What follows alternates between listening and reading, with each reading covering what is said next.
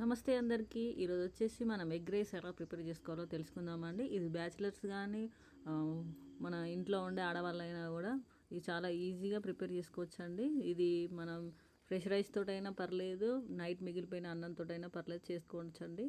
ముందుగా ఒక కడాయి గ్యాస్ పైన పెట్టేసుకొని దాంట్లో కొంచెం ఆయిల్ వేసుకొని మనకు కావాల్సిన ఎగ్స్ వేసుకొని బాగా బిట్ చేసుకొని అందులోనే అల్లము పసుపు వేసుకొని బాగా మంచిగా ఫ్రై చేసుకోవాలండి.